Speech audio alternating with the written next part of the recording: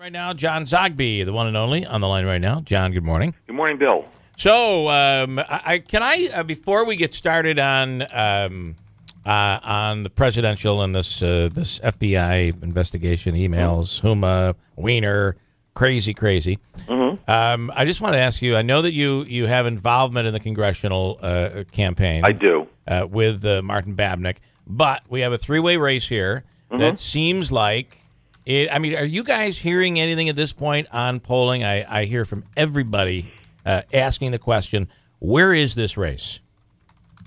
Yeah, I am hearing on polling, and just as my early polling for him had suggested, it's a three-way clustering. So basically a third, and that suggests to me, and look, I'm a partisan here, but that Martin is poised.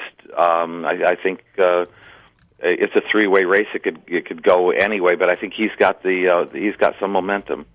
And of course, with turnout, we don't really know what we're going to get. I mean, this could be just an enormous turnout, and independent voters. Really, this is a tough one to call. This could go any way, I think. Yeah, it can, and you have a number of dynamics here. You have an independent candidacy and a tradition in this area of electing a person who is independent. But then you also have the north-south split, and 60% of the vote coming from Oneida, Herkimer, Madison counties. 25-30% coming from Broome and Tioga and the southern part of the district, and so I suspect even with a split between Martin and Claudia Tenney, Martin emerges in pretty good shape, particularly in Herkimer County where he's from. Okay, let's switch to yet another October surprise. Yeah, big one. A big one. What are your thoughts? I mean, I read your statement over the weekend saying this is big.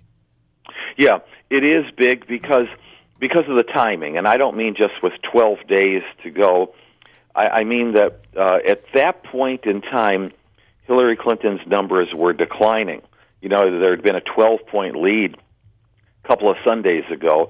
That same poll showed that lead dwindling down to 2 points, then 1 point, and then at that moment in time, pow, like a punch to the gut, which at the very least was going to mean that the next 3 or 4 days, this was going to dominate, the Comey decision was going to dominate the conversation, knock her off her game.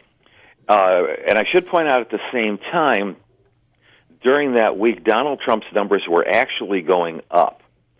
So, he'd had a ceiling of about 40 or 41.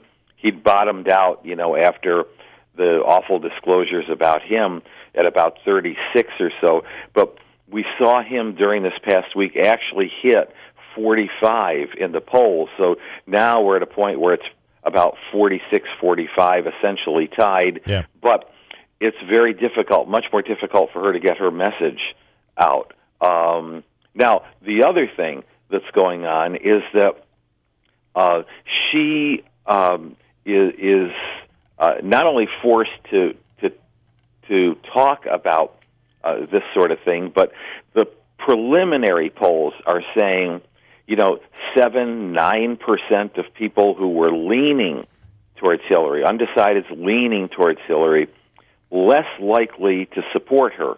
That doesn't seem like a big number, but when you're looking at a 1-point race, it's a huge number.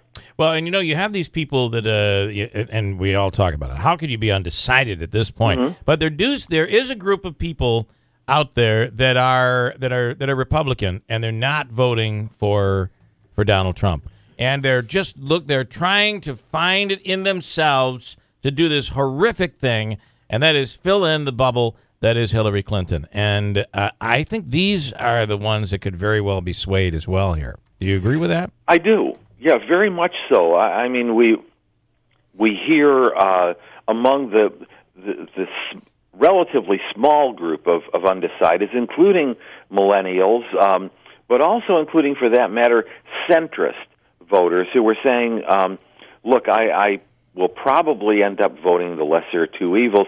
I just haven't made up my mind which one that is yet. Right. Now, a couple of weeks ago, you saw Donald Trump bottom out because the news about him was suggesting that he's the greater of two evils. But that was an eternity ago, and the timing could not have been worse for Hillary Clinton. And I have to remind your listeners that we have a week to go. Yeah. As of today, that's an eternity. Yeah. More WikiLeaks, another tape of Donald Trump. News travels very, very fast. This is not over.